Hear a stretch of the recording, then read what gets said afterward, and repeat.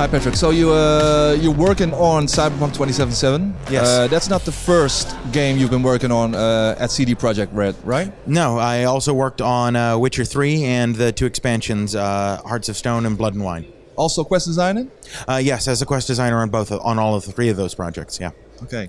Well, Cyberpunk 2077 is a complete different ball game. Mm-hmm. What was the decision years ago, around 2011, 2012, to go for a cyberpunk theme? Yeah, well, it's an interesting story because there's a bit of poetry to it because CD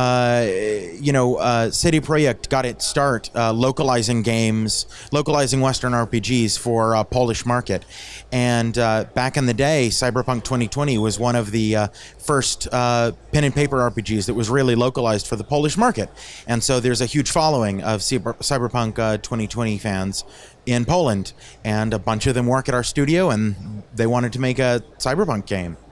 Okay, and that was even before The Witcher 3? Yeah, that was before The Witcher 3. Well, I'd be hesitant to actually say when it was because I started in 2013, so I don't know what happened before I got there. But the decision was made a long time ago. Yeah.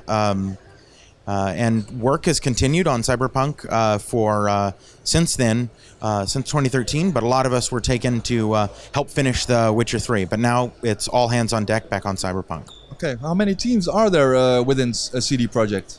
Our main teams are the Cyberpunk team, and then we also have the Gwent team, which is working on our card game. Okay. And I mean, the game has been teased years ago. Mm-hmm. We live in 2018 right now. Yeah.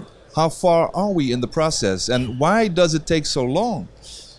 It takes a long time because it's a lot of work, and you guys saw the demo, and it's extremely ambitious stuff, and it's a lot of work. So how far are we? Can't say, but be patient.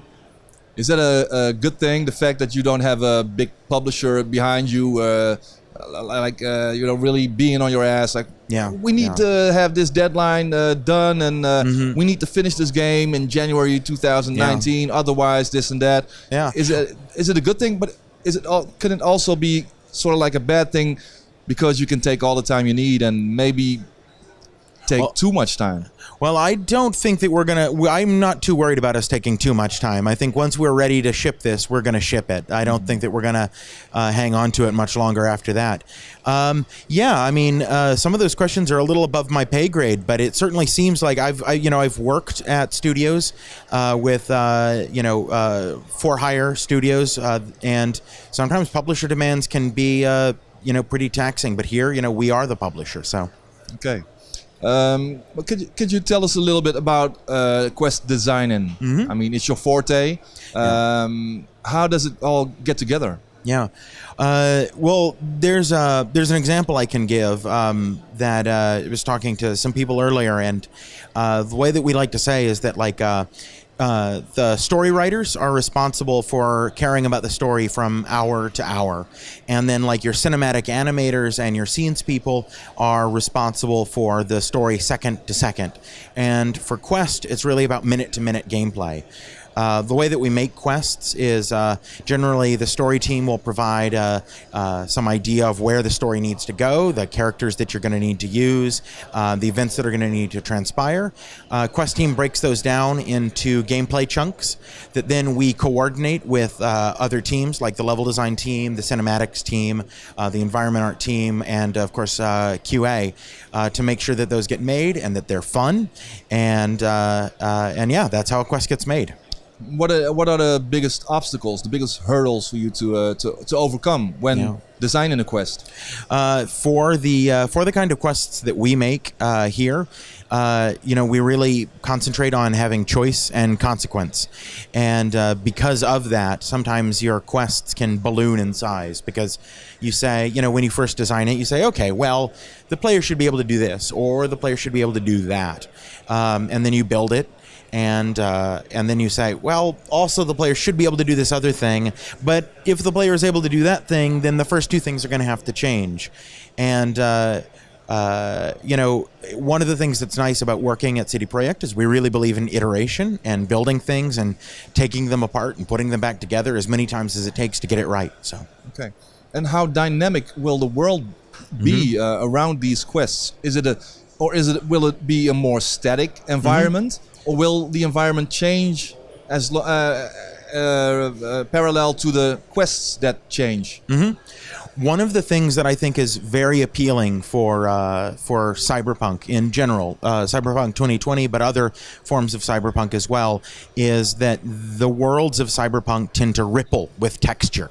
Like there's just stuff to see everywhere. And what we really want to do with Cyberpunk is make sure that when you're playing the game, the world changes around you and that texture changes around you, so that you really feel like you're not just affecting the world, but that you're part of the world, you know? Okay. How we need to draw comparisons with The Witcher, of course. And of course. How big is the pressure for you guys to come up with something even better than what you've already done? The pressure is absolutely enormous. Witcher 3 was a huge success, and we're very grateful for that. And you know, here at E3 and at Gamescom, we have you know, we've been showing this off, and it's the response has been great. But we have to make sure not to let it go to our heads. There's still a lot of work to do, and what we're doing is very ambitious. So there's always risk in there. One of the examples I always give when people ask me why I think The Witcher 3 is one of the best games ever made is the way the quests are set up. Like, I can remember a quest still so vivid, even years after playing the game, about a woman asking me to find her husband. And I was like, oh my god, this is just another quest. We need to find her husband. He's at a pub, he's drunk, we need to drag his ass home, you know? That kind of quest. But the complete opposite happened. He turned out to be a werewolf under their house and whatnot. You probably know the quest better than I do, but the short demo, or at least I wish it was longer. The demo we got that was about an hour. I think it was mostly a main story, but how do side quests come into Cyberpunk? Because I saw things like street cred, leveling up, all those different types of experience, level up, RPG elements. How are they in Cyberpunk? How are they done with side quests? I think one of the reasons why people respond to our side quests the way that they do is because we make sure, like you said, that even if we're telling a story you've seen before, there's going to be something new about it. We don't want you to be bored with our stories, and the core of every quest needs to be that story, and giving you something interesting to see, giving you something interesting to think about. I'm sorry, what was the other half of the question? It was a long question, I'm sorry. How do side quests come into Cyberpunk, and how do they affect the story overall? Because I can imagine that building a quest is difficult, but side quests, they don't. You don't want them to feel out of place, I can imagine, but there needs to be a tie-in into the story, leveling, the whole experience. So I'd give sort of two answers to that. One is that when we're trying to generate side quests, we like to look at the main quest and pull pieces out of the main quest, maybe themes or characters or even locations that we don't get enough use out of, that we'd like to talk about more, we'd like to spend a little bit more time with. Take those and then we turn those into side quests. As for, you know, how the side quest exists in the world, we want our side quests to feel like part of the world. They're not something tacked on just to the side. They really are living in the world. An example I can give from the demo actually is that in the demo you saw that there was a guy who was selling a video camera and wanted to sell the video camera to the player. And if you buy that video camera, you can watch what's on the video camera, and then that will start a new quest. We really want, you know, there's a word in film studies, diegesis, meaning it exists in the world, and we want our quest to be diegetic. You know. Now, what was the main reason to go for first-person perspective instead of the tried and tested third-person view. And I mean, Geralt of Rivia is a really strong, iconic character.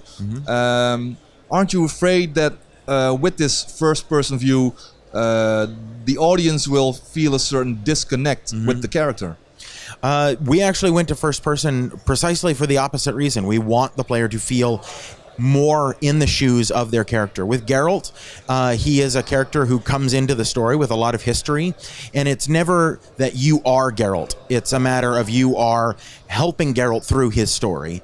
Whereas in this case, we want it to be your story, and we really try to keep you in the player's view, in the character's view, as much as possible, because we want you to be fully immersed in the world and really soak it in. There's other things that you get from first person that are difficult to get from third person.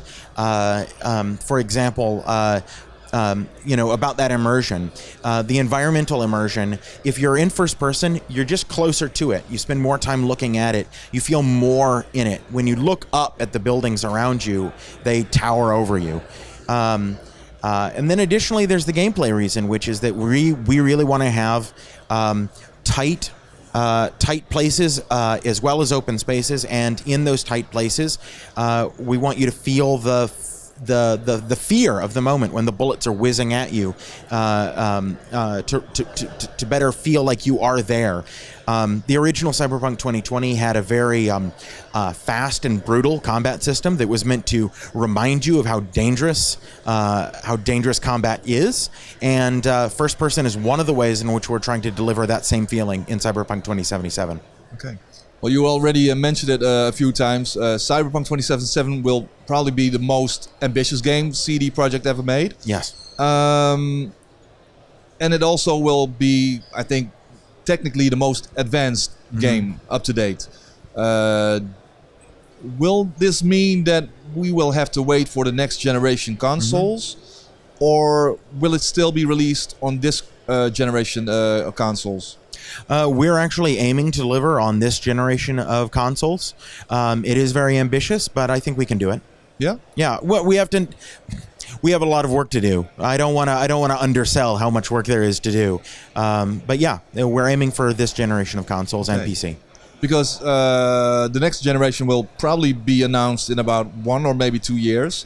So you think this game will be released at the end of this whole cycle? We're not ready to talk about when it's going to come out because, like I said, we've got a lot of work to do, and and we need to be able to release it when we're ready to release it. So I can always try. Of course. Will the quest be structured the same way as we've seen in, for example, The Witcher 3? I think you can expect something similar. Obviously, it's a different world, so the structure of them may be a bit different, but and of course, it's a new story as well, so there's that. But yeah, I think you can expect something similar. The quest design philosophy that we used on Witcher 3 is sort of Mateusz Tomaszkiewicz, who was the lead quest designer on Witcher 3, sort of his philosophy, and he helped build that, and we evolved that philosophy through the expansions, and now we're evolving it even more in Cyberpunk. And yeah, I think you'll be able to see you'll be able to see a lot of influence from what we learned on Witcher. Okay. Thank you very much. Thank you very much.